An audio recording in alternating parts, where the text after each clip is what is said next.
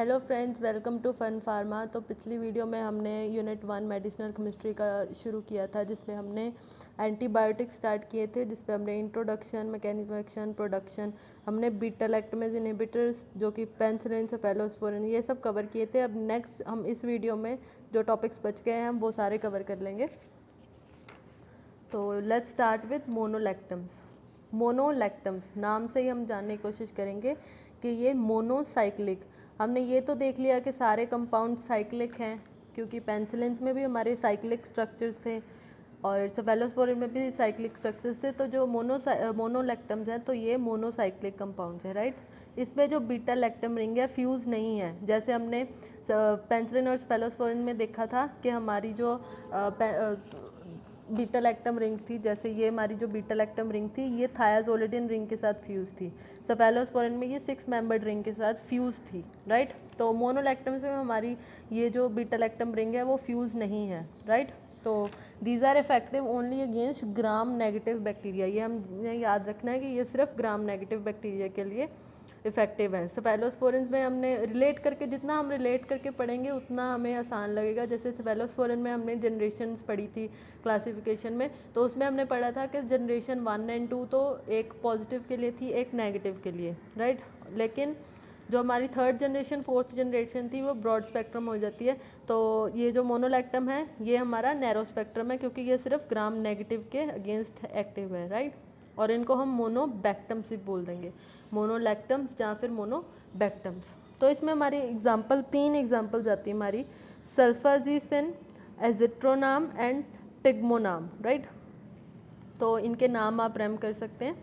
Mechanism of action क्या है इसका, जैसे पिछले 2 मैकेनिज्म ऑफ एक्शन हम पढ़ रहे हैं, इनहिबिट बैक्टीरियल सेल वॉल, ठीक है। 2 एंजाइम्स जो हमारे सीमेंटिंग मटेरियल थे उसको इनहिबिट करके हम जो अपना सेल वॉल को वीक करते हैं, ये हम पिछले 2 सेफेलोस्पोरिन एंड पेनिसिलिन में हम ये मैकेनिज्म पढ़ रहे थे। इसमें हम क्या करेंगे, inhibit bacterial growth by interfering with transpeptidation reaction of bacterial cell wall, ठीक है। इसमें जो है ये ग्रोथ को रोकता है बाय इनहिबिटिंग द ट्रांसपेप्टाइडेशन रिएक्शन, ठीक है। ये भी बैक्टीरियल सेल वॉल को ही डिस्ट्रॉय करता है। जो मोनोलैक्टम्स हैं ये भी बैक्टीरियल सेल वॉल को ही हमारी सेल वॉल को ही टारगेट करेंगे by interfering with transpeptidation reaction. And ये हमारे जो पेनिसिलिन बाइंडिंग प्रोटीन्स हैं, PBP, पेनिसिलिन बाइंडिंग प्रोटीन्स, इन पे कोवलेंटली बाइंड कर देते हैं और सेल वॉल की ग्रोथ को रोक देते हैं, राइट। तो ये था हमारा मैकेनिज्म ऑफ एक्शन।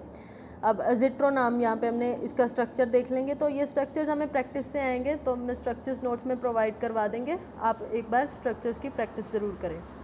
नेक्स्ट है हमारे बीटा लैक्टमेज इनहिबिटर्स। ये हमारी एक्टिविटी को ब्लॉक करते हैं by beta lactamase enzyme, right. तो इसमें 2 एग्जांपल्स हैं, क्लेवुलिनिक एसिड एंड थायज़िनामाइसिन, राइट। तो यहाँ पे क्लेवुलिनिक एसिड की डायग्राम है, ये इंपॉर्टेंट स्ट्रक्चर है गाइस, तो आप इसको ज़रूर प्रैक्टिस करें। और ये क्या करता है, stops the growth of bacteria, ठीक है। आप ज़रूर ये स्ट्रक्चर प्रैक्टिस करके जाएंगे। ये स्ट्रक्चर काफ़ी बार एग्जाम्स में पूछा जा चुका है, बीटा लैक्टमेज इनहिबिटर्स में क्लेवुलिनिक एसिड का स्ट्रक्चर। नेक्स्ट है थियामाइसिन, इसका स्ट्रक्चर भी आप प्रैक्टिस कर सकते हैं, लेकिन ये इतना इंपॉर्टेंट नहीं जितना क्लेवुलिनिक एसिड का स्ट्रक्चर इंपॉर्टेंट है।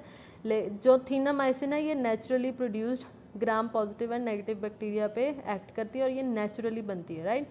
मैकेनिज्म ऑफ एक्शन क्या है बीटा लैक्टमेज इनहिबिटर्स का, ये भी सेल वॉल सिंथेसिस में इंटरफेयर करते हैं। PBP, जैसे यहाँ पे हमने पढ़ा पेनिसिलिन बाइंडिंग प्रोटीन, तो ये भी पेनिसिलिन बाइंडिंग प्रोटीन पे जाके अटैच कर देते हैं, ट्रांसपेप्टाइडेशन एंजाइम्स को रोकते हैं, क्रॉस लिंक पेप्टाइड चेन्स को तोड़ते हैं, जो हमारी नाग यूनिट्स क्रॉस लिंक कर रही थी तो उसको तोड़ते हैं और सेल मटेरियल एक्सपोज हो जाता है, जिसकी वजह से सेल डेथ हो जाएगी। तो इसका मैकेनिज्म भी सेम हमारा कुछ मोनोलैक्टम्स की जैसा ही है। तो बीटा लैक्टमेज इनहिबिटर्स में हमने 2 चीज़ें देखी, क्लेवुलिनिक एसिड एंड थियामाइसिन, जिसमें ये इंपॉर्टेंट स्ट्रक्चर है, इसकी प्रैक्टिस ज़रूर कीजिएगा, राइट। नेक्स्ट है हमारे टेट्रासाइक्लिन। तो टेट्रासाइक्लिन भी हमारा इंपॉर्टेंट टॉपिक है, हम एक बार इसको पढ़ लेंगे। पहले हम देखेंगे टेट्रासाइक्लिन का स्ट्रक्चर पढ़ाने से पहले हम ये देखें कि पहले ये है बैक्टीरियोस्टैटिक। तो हमने स्टैटिक एंड साइडल का मतलब पढ़ा था। साइडल होते हैं जो किल करते हैं बैक्टीरिया की ग्रोथ को, स्टैटिक होते हैं जो स्टॉप करते हैं, तो ये हमारे बैक्टीरियोस्टैटिक हैं जो कि स्टॉप करते हैं ग्रोथ को। दूसरा ये ब्रॉड स्पेक्ट्रम है, जैसे हमारे पेनिसिलिन वगैरह तो वो नैरो स्पेक्ट्रम थी, सिर्फ ग्राम पॉजिटिव या नेगेटिव पे काम कर रही थी। तो टेट्रासाइक्लिन जो है हमारे वो ब्रॉड स्पेक्ट्रम है। टेट्रासाइक्लिन हमारे नाम से पता चलता है, टेट्रा प्लस साइक्लिन। टेट्रा का मतलब क्या होता है 4, साइक्लिन का मतलब साइक्लिक कंपाउंड्स, ठीक है। और ये 2 फॉर्म्स में अवेलेबल हैं, oral as well as parenteral, दोनों रूट्स के थ्रू इनको दिया जा सकता है। अब हम टेट्रासाइक्लिन का स्ट्रक्चर देख लेंगे। तो टेट्रासाइक्लिन का स्ट्रक्चर इंपॉर्टेंट है, जितना हम इसको प्रैक्टिस करेंगे उतना हमें ये अच्छे से रिवाइज होगा। टेट्रासाइक्लिन, टेट्रा का मतलब था 4, राइट। तो हम यहाँ पे 4 रिंग्स बना लेंगे। देखें हमने यहाँ पे 4 रिंग्स बना ली, ठीक है। इस पोजीशन से हम स्टार्ट करेंगे, this is our first position, right. लेकिन ये है हमारी एरोमेटिक रिंग, ये बेंजीन रिंग है, इसमें पूरे हम बॉन्ड्स बेंजीन जैसे पूरे बॉन्ड्स फिल करेंगे, ठीक है। सी रिंग में कोई, ये ए रिंग है, ये बी रिंग है, ये सी रिंग है, ये डी रिंग है, राइट। हमने इधर से स्टार्ट करना है, याद रखें हमने हमेशा राइट हैंड साइड से शुरू कर रहे हैं, right. A B C and D. D ring जो है पूरी बेंजीन रिंग है, ये इसमें हम बॉन्ड्स वगैरह बेंजीन के जैसे लगाएंगे, राइट। फर्स्ट ए रिंग में हमारा यहाँ पे बॉन्ड है इन दोनों में, ठीक है। बी रिंग में हमारा यहाँ पे एक बॉन्ड लगेगा। तो ये मेन स्ट्रक्चर, सबसे पहले हमने 4 रिंग्स बनाई एक दूसरे का फ्यूज्ड, राइट। तो A B C and D. Then उसके बाद जो डी रिंग है वो बेंजीन रिंग है। ए रिंग में यहाँ पे, बी रिंग में यहाँ पे हमने बॉन्ड लगा दिया, सी रिंग में कोई बॉन्ड नहीं है, राइट। अब इसकी हम करेंगे नंबरिंग। तो इसकी नंबरिंग में आपको यहाँ से स्टार्ट करेंगे, नंबरिंग करेंगे 1 2 3 4। अब हम क्या करें, यहाँ पे जाएं या यहाँ पे जाएं? हम 4 के बाद यहाँ पे सीधा 5 लिखेंगे, राइट। अब इसको भी तो कोई नंबर मिलना चाहिए ना, इसका नंबर क्या होगा? 4 और 5 में से छोटा कौन है, राइट, 4। तो ये जो है इसको हम लिखेंगे 4A, राइट। 5 के बाद यहाँ पे 6 और 5 में से छोटा क्या है? 5, तो यहाँ पे आएगा 5A, राइट। 6 के बाद 7, अब 7 और 6 में से यहाँ पे आएगा 6A। 7 के बाद यहाँ पे 8, यहाँ पे 9, यहाँ पे 10, यहाँ पे 11। अब यहाँ पे क्या नंबरिंग होगी? 10A। 11 के बाद यहाँ पे 12, यहाँ पे 11A, और यहाँ पे 12, यहाँ पे अब 10 11 12, यहाँ पे पूरी सीरीज चल रही है 4 5 6 10 11 12, ठीक है। तो ये होगी इसकी नंबरिंग। नंबरिंग हमने फिर से बताती हूँ, यहाँ से शुरू करनी है 1 2 3 4। हमने ऊपर वाले, यहाँ वाले में नहीं, यहाँ पे नहीं, 4 के बाद यहाँ पे 5 नहीं आएगा, यहाँ पे 5 आएगा हाई पॉइंट्स पे, राइट। जो नीचे हैं उनको हमने 4A 5A 6A ऐसे डिनोट करना है। तो ये थी इसकी नंबरिंग। अब हम करेंगे इनके साथ functional groups attach. First position पे हमारा है कीटो ग्रुप, ठीक है। यहाँ पे है OH, यहाँ पे फिर डबल बॉन्ड O, यहाँ पे OH, इनको हम अटैच कर लेंगे, ठीक है। तो यहाँ पे हमारी एक सीरीज़ है, ये पूरी एक सीरीज़ बनी हुई है, तो हम इस सीरीज़ को नहीं हिलाएंगे, राइट। ये नहीं कि हम यहाँ पे OH कर दें, यहाँ पे फिर डबल बॉन्ड O, ये नहीं करेंगे हम, क्योंकि उसकी वजह से सारी स्टेबिलिटी ख़राब होगी। ये SAR का मेन पॉइंट है। तो यहाँ से हम first position double bond O से स्टार्ट करेंगे, फिर OH, फिर डबल बॉन्ड O, फिर OH, राइट। सेकेंड पोजीशन पे हमारा यहाँ पे क्या है? C डबल bond O NH2 amide group, right. Third position पे यहाँ पे है OH। फोर्थ पोजीशन पे हमारा बिलो द प्लेन है टर्शरी नाइट्रोजन, जिसके साथ डाई अल्काइल सब्स्टिट्यूशन है। हमने याद रखना main point, below the plane dotted line से शो करेंगे, और डाई अल्काइल सब्स्टिट्यूशन है, उस पर टर्शरी अमीन है ये, ठीक है। CH3 के साथ इसको सब्स्टिट्यूट करेंगे, राइट। अब हम करेंगे इन तीनों पोजीशंस पे सब्स्टिट्यूशंस, ठीक है, इन तीनों पोजीशंस पे। यहाँ पे R1, below the plane R2, above the plane R3, और यहाँ पे R4। ये है हमारा टेट्रासाइक्लिन्स का एक बेसिक स्ट्रक्चर। इसमें गाइस कुछ भी नहीं मुश्किल, एक बार बना कर देखें। जैसे जैसे मैंने आपको बताया, सबसे पहले 4 रिंग्स बनाएं, फिर उसके बाद उसमें बॉन्ड्स लगाएं, जैसे इसमें पूरा बेंजीन जैसे बॉन्ड्स लगाएं, इसमें एक बॉन्ड, इसमें एक बॉन्ड, और सी रिंग में हम कोई बॉन्ड नहीं लगाएंगे, राइट। उसके बाद हम अपनी फंक्शनल ग्रुप्स अटैच करने शुरू करेंगे। नीचे वाली रो को हम एक सीरीज़ में double bond O H double bond O H, right. फिर उसके बाद सेकंड थर्ड पोजीशन पे लगाएं, फोर्थ पोजीशन पे लगाएं, और ये जो चार हैं यहाँ पे सब्स्टिट्यूशंस होंगी हमारी, राइट। तो ये है हमारा टेट्रासाइक्लिन का बेसिक स्ट्रक्चर। तो यही स्ट्रक्चर मैंने यहाँ पे बनाया हुआ है। ये इसकी नंबरिंग की है रेड पेन से, ठीक है। यहाँ से नंबरिंग स्टार्ट हो रही है 1 2 3 4 5 6 7 पोजीशंस। ये सब मैं एक्सप्लेन कर चुकी हूँ। तो इस स्ट्रक्चर को जितना बना के देखेंगे, जितनी इसकी प्रैक्टिस करेंगे, उतना आपको ये स्ट्रक्चर रहेगा। तो अब इसका SAR देख लेते हैं हम। लेस देन और more than 4 rings are inactive. ये टेट्रासाइक्लिन्स है। इसमें नाम से हमें पता लगता है टेट्रा मतलब अगर 4 से कम है, या अगर 4 से ज़्यादा है। 4 से कम हुए तो भी एक्टिविटी ख़राब हो जाएगी, अगर 4 से ज़्यादा हुए तो भी एक्टिविटी ख़राब हो जाएगी, ठीक है। और keto group should be present at first group. हम यहाँ पे कीटो ग्रुप इज़ मस्ट, ठीक है। अगर हम यहाँ पे कीटो ग्रुप, तो कीटो ग्रुप जो है हमारी वो फर्स्ट पोजीशन पे प्रेजेंट होनी चाहिए। देखें अगर हम यहाँ पे फॉर एग्जांपल जैसे ये हमारा, मैं ये पोर्शन यहाँ बना रही हूँ, अगर हम यहाँ पे OH लगा दें, जैसे ये स्ट्रक्चर, ये देखें, ये सेम मैं बना रही हूँ यहाँ पे। अगर हम यहाँ पे डबल बॉन्ड हटा के OH लगा दें, तो फिर यहाँ पे डबल बॉन्ड O आएगा, फिर यहाँ पे OH आएगा, डबल बॉन्ड O आएगा। ये सारी सीरीज़ ही उल्टी पड़ गई, ठीक है।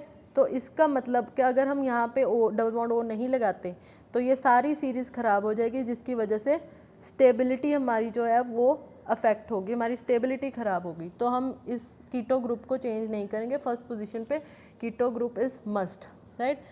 Conversion of amide group at second decreases activity. अगर हम यहाँ पे अमाइड ग्रुप जो है हम इसको चेंज कर देते हैं, या इसको हम किसी और चीज़ में कन्वर्ट कर देते हैं, तो हमारी एक्टिविटी डिक्रीज़ हो जाएगी। ये इंपॉर्टेंट पॉइंट है, keto enol tautomerism between C2 and C3। C2 ये और ये C3, इनके बीच में keto enol tautomerism, this is very important for activity, right. C2 and C3 के बीच में keto enol tautomerism is important for activity. Modification of OH group at third leads to no activity. अगर यहाँ पे हम मॉडिफिकेशन कर दें OH group की, कोई और ग्रुप ऐड कर दें, तो उससे हमारी जो एक्टिविटी है वो डिक्रीज़ हो जाएगी, जहाँ फिर एक्टिविटी ख़त्म भी हो सकती है।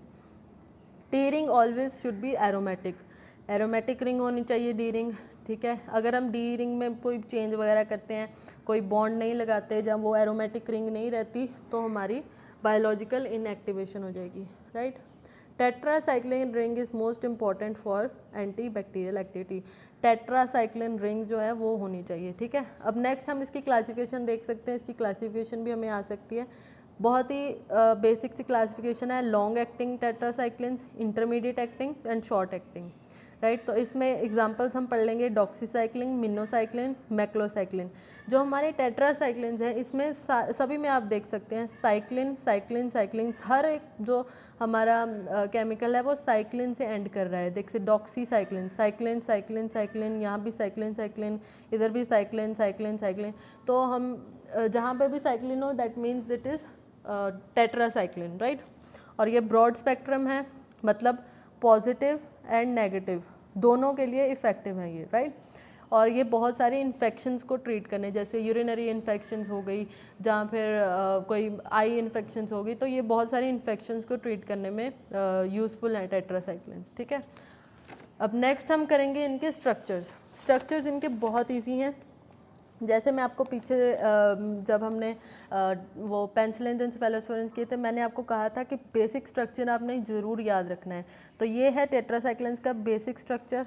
देखें यहाँ से 1 से स्टार्ट हो रहा है, डबल बॉन्ड O, पहले हमने 4 रिंग्स बनाई, उसमें डबल बॉन्ड्स लगाएं, देन उसके बाद double bond O OH O, ये पूरी सीरीज़। यहाँ पे अमाइड ग्रुप, यहाँ पे OH, यहाँ पे टेट्रा अमीन जो हमारा टर्शरी अमीन है, यहाँ पे CH3, राइट। यहाँ पे R1 R2 R3 and R4, ठीक है। अब यहाँ पे आपने ये बेसिक स्ट्रक्चर तो ऐसे ही रखना है। अब आपको टेट्रासाइक्लिन के स्ट्रक्चर्स रैम करने के लिए ना बहुत इजी चीज़ है, आपको सिर्फ ये एक टेबल रैम करना है, राइट। ये देखें, आप बेसिक स्ट्रक्चर बनाएं, R1 R2 R3 R4, ठीक है। अगर हम R1 पे H लगा दें, मतलब यहाँ पे H लगाएं, R2 पे OH लगाएं, R3 पे CH3 लगाएं और R4 पे H लगाएं, ये टेट्रासाइक्लिन का स्ट्रक्चर बन जाएगा, राइट।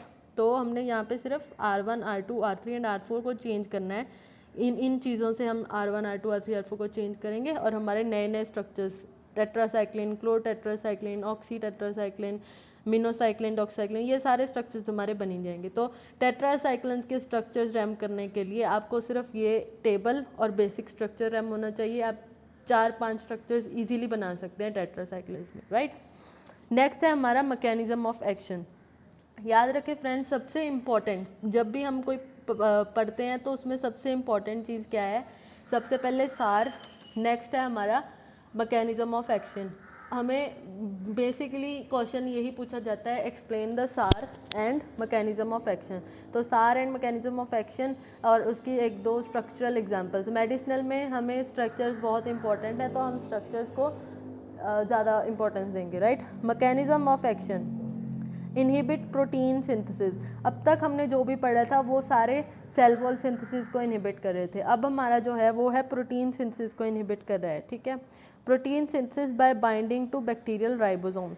राइबोसोम्स जो हैं वो हमारी प्रोटीन सिंथेसिस के लिए इम्पॉर्टेंट है, मतलब वो हमारी प्रोटीन सिंथेसिस करवा रहे थे। तो ये क्या करता है? प्रोटीन सिंथेसिस को इनहिबिट करता है बाय जाके राइबोसोम बैक्टीरियल राइबोसोम पे बाइंड कर देता है, जो कि प्रोटीन सिंथेसिस में इन्वॉल्व है। और ये बैक्टीरियोस्टैटिक एक्टिविटी शो करता है। ये हमने पहले ही पढ़ लिया था कि जो टेट्रासाइक्लिन्स हैं ये बैक्टीरियोसाइडल नहीं बैक्टीरियोस्टैटिक है, right. They bind to 30S ribosome. ये हमने याद रखना है, टेट्रासाइक्लिन्स जो है वो 30S राइबोसोम के साथ बाइंड कर रहे हैं और प्रोटीन सिंथेसिस को रोक रहे हैं, राइट। 30S सब यूनिट पे जो ए साइट है, राइट, जो प्रिवेंट करती हैं attachment of amino acyl tRNA के बाद एमआरएनए, फिर उसके बाद आरएनए बनेगा, ठीक है।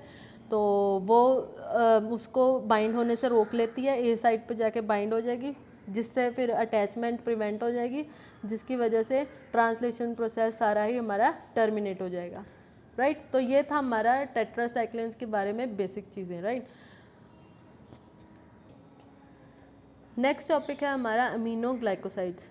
अमीनो ग्लाइकोसाइड्स, जैसे हमारे नाम से ही इसका पता चल रहा है, amino glycosides, these are group of natural and semi synthetic antibiotics having amino groups linked glycosides linked glycosidically with 2 और मोर अमीनो शुगर्स। हमारे नाम से ही इसकी डेफिनेशन बन रही है कि जो अमीनो ग्लाइकोसाइड्स हैं वो group of natural and semi synthetic antibiotics हैं। तो इसमें हमने पढ़ा कि अमीनो ग्लाइकोसाइड जो हैं वो natural and semi synthetic antibiotics हैं, जिनमें अमीनो ग्रुप्स जो हैं वो ग्लाइकोसिडिकली अटैच्ड हैं विद अमीनो शुगर्स, ठीक है। ये इफ़ेक्टिव है सिर्फ ग्राम नेगेटिव बैक्टीरिया के लिए। तो गाइस हम पीछे वाले से रिलेट करके पढ़ेंगे, टेट्रासाइक्लिन जो थे वो ग्राम पॉजिटिव नेगेटिव दोनों के लिए एक्टिव थे, जो अमीनो ग्लाइकोसाइड्स हैं वो ग्राम नेगेटिव बैक्टीरिया के लिए ही एक्टिव हैं, ठीक है। और इनका भी काम ये है कि ये इनहिबिट करते हैं प्रोटीन सिंथेसिस को। इसमें हम अपने एग्जांपल्स देख लेंगे, स्ट्रेप्टोमाइसिन, अमीकासिन। इस अमीकासिन हम काफ़ी इंजेक्शंस वगैरह में यूज़ करते हैं, अमीकासिन, नियोमाइसिन, केनामाइसिन, जेंटामाइसिन। तो इसमें हम देख रहे हैं कि हमारे सारे एग्जांपल्स में माइसिन माइसिन माइसिन लग रहा है। देखिए अमीकासिन को छोड़ के बाकी सब में माइसिन लग रहा है, राइट। Streptomycin, neomycin. तो एटलीस्ट अगर आपको इनके स्ट्रक्चर्स नहीं तो एटलीस्ट इनकी एग्जांपल्स आपको आनी चाहिए। और इनका मैकेनिज्म क्या है? Inhibit protein synthesis by binding with 30S ribosome which interfere with the initiation process. This is important, जो इनिशिएशन प्रोसेस करता है, right. Finally growth and development of bacterial cell is affected and leads to bacterial cell death. जैसे हमने tetracycline का mechanism of action पढ़ा था कि protein synthesis को रोक रहा है by binding with bacteria, same ये भी कर रहा है विद बाइंडिंग विद 30S और इनिशिएशन प्रोसेस को ही रोक रहा है, जिसकी वजह से सेल डेथ हो जाएगी एंड हमारा सेल फिनिश हो जाएगा, राइट। तो नेक्स्ट है इसके स्ट्रक्चर्स। तो मैं इसके स्ट्रक्चर्स आपको नोट्स में प्रोवाइड करवा दूंगी। इसके स्ट्रक्चर्स देखिए, ये स्ट्रेप्टोमाइसिन का स्ट्रक्चर है, ये केनामाइसिन का स्ट्रक्चर है और ये नियोमाइसिन का स्ट्रक्चर है। तो इनके थोड़े कम्प्लेक्स स्ट्रक्चर्स हैं, so it's up to you. अगर आप कर सकते हैं तो ठीक है, अगर नहीं तो एटलीस्ट आपको इनकी एग्जांपल्स के नाम ज़रूर आने चाहिए। लेकिन अगर इन स्ट्रक्चर्स को आप प्रैक्टिस कर सकते हैं, जैसे स्ट्रेप्टोमाइसिन का स्ट्रक्चर है आप प्रैक्टिस कर सकते हैं, तो well and good. Last topic हमारा है मैक्रोलिड्स। हमारा एंटीबायोटिक्स का लास्ट टॉपिक है मैक्रोलिड्स, ठीक है। मैक्रोलिड्स क्या हैं? These are the group of antibiotic which contain macrocyclic lactone rings. हम नाम से ही पढ़ने की कोशिश करें। मैक्रो, ठीक है, मतलब मैक्रोसाइक्लिक, एल का मतलब यहाँ पे लैक्टोन रिंग है, right. Macrocyclic lactone rings with deoxy sugars are attached, ठीक है। और ये स्ट्रेप्टोमाइसिस स्पीसीज से हमें ऑब्टेन होता है। और इसकी एग्जांपल क्या है? Erythromycin, azithromycin, clarithromycin, right. तो इनके भी स्ट्रक्चर्स काफ़ी इनके मुश्किल लगेंगे आपको बनाने के लिए, तो आप इसको ट्राई करके देख सकते हैं इनके स्ट्रक्चर्स को। तो नेक्स्ट इसका मैकेनिज्म क्या है? This inhibit protein synthesis by binding to 50S ribosomal subunit. पीछे हमने जो प्रोटीन सिंथेसिस की इनहिबिशन देखी है by binding to 30S ribosome. इसके मैकेनिज्म में क्या है? Inhibited protein synthesis by binding to 50S। जैसे पिछले वालों में हमने 30S राइबोसोमल यूनिट की बाइंडिंग से प्रोटीन सिंथेसिस इनहिबिट करते हुए देखा था। इस पे हम 50S सब यूनिट पे जाके ये बाइंड करके प्रोटीन सिंथेसिस को रोकते हैं। Suppression of RNA dependent protein synthesis bye inhibition of translocation of mRNA। Last था हमारा मिसलेनियस एंटीबायोटिक्स, ठीक है। ये भी बैक्टीरियोसाइडल एक्टिविटी शो करते हैं, ठीक है। Example clindamycin, chloramphenicol.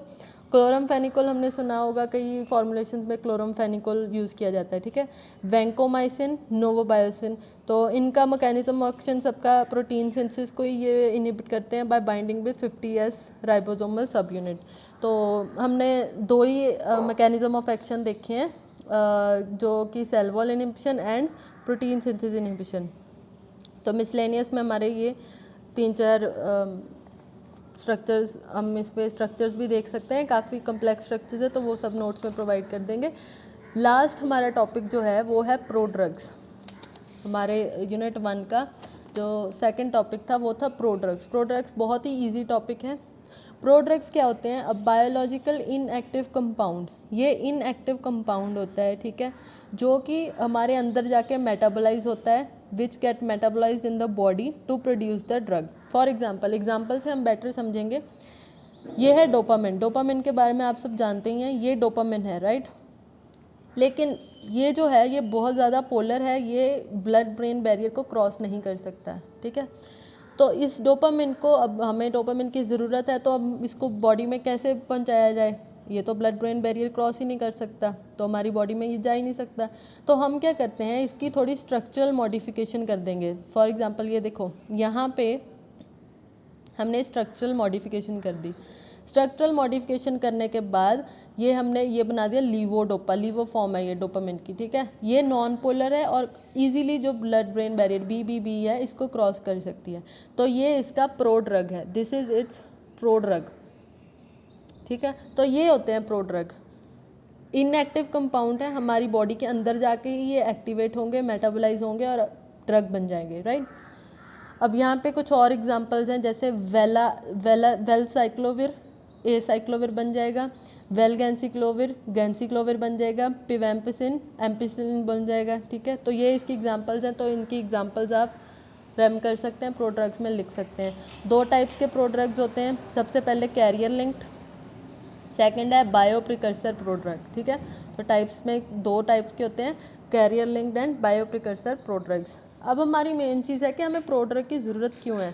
एक तो हमने देख लिया कि ये ब्लड ब्रेन बैरियर को क्रॉस नहीं कर रहे थे, तो पहला है टू इम्प्रूव मेम्ब्रेन परमेएबिलिटी। जैसे कोई चीज़ें होती हैं जो मेम्ब्रेन को क्रॉस नहीं कर सकती, तो उन मेम्ब्रेन की क्रॉसिंग के लिए हम उसकी थोड़ी सी स्ट्रक्चरल मॉडिफिकेशन कर देंगे, जिसकी वजह से वो फिर मेम्ब्रेन इजीली क्रॉस कर पाएगी, राइट। दूसरा है प्रोलॉन्ग्ड ड्रग एक्टिविटी। कई ड्रग्स की एक्टिविटी इससे सुधारी जा सकती है, राइट। और ड्रग की टॉक्सिसिटी को और साइड इफ़ेक्ट्स को मास्क किया जा सकता है। वाटर सॉल्युबिलिटी को लो करने, कई ड्रग्स के लिए वाटर सॉल्युबिलिटी कम होनी चाहिए, तो उसको कम करने के लिए हम उसका प्रो ड्रग बना देते हैं। कई में हमने वाटर सॉल्युबिलिटी अच्छी होनी चाहिए, तो improve water solubility. Site specificity, increase chemical stability. Chemical stability हमारी इंक्रीज़ हो जाएगी अगर हम कोई प्रो ड्रग बनाते हैं। कोई ड्रग है जो बहुत ही अनस्टेबल है, हम उसको थोड़ी मॉडिफिकेशन करके उसका एक स्टेबल प्रो ड्रग बना देंगे, राइट।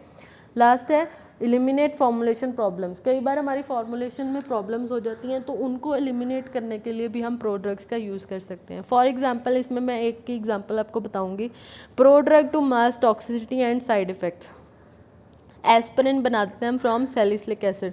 अब सैलिसिलिक एसिड को हम ऐसे तो नहीं खा सकते बिकॉज इट्स अ एसिड, और हम उसको ऐसे ही खा भी नहीं सकते, ठीक है, उसकी टॉक्सिसिटी, उस वो टॉक्सिक भी होगा, राइट, उसके साइड इफ़ेक्ट्स भी होंगे, तो उसकी टॉक्सिसिटी एंड उसके साइड इफ़ेक्ट्स को मास्क करने के लिए हमने एस्पिरिन बना दी, ठीक है। एस्पिरिन क्या है, उसका प्रोड्रग, उस पर थोड़ी सी हमने मॉडिफिकेशंस करके उसका एस्पिरिन बना दिया, राइट। तो इस पे प्रोड्रग्स में हम यही क्वेश्चन एक्सपेक्ट कर सकते हैं कि व्हाट आर प्रोड्रग्स, राइट, उसकी एग्जाम्पल और प्रोड्रग्स क्यों यूज़ किए जाते हैं, और 1-2 नंबर में आ सकता है कि उसकी टाइप कौन कौन सी होती हैं और प्रोड्रग्स क्यों यूज़ किए जाते हैं। तो आपने इसमें एग्जांपल्स वगैरह, बहुत अच्छा होगा अगर आप स्ट्रक्चरली इसको एक्सप्लेन करेंगे, नहीं तो एग्जांपल्स ज़रूर लिख के आइएगा। Thank you guys. तो ये हमारा यूनिट 1 इसी के साथ कंप्लीट होता है, और हमारी वीडियो को अगर आपको यूज़फुल लगी हो तो हमारी वीडियो को लाइक, सब्सक्राइब एंड कमेंट ज़रूर कीजिए। अगर आपको कोई डाउट है तो प्लीज़ अपने कमेंट सेक्शन में अपना डाउट लिखें। Thank you very much.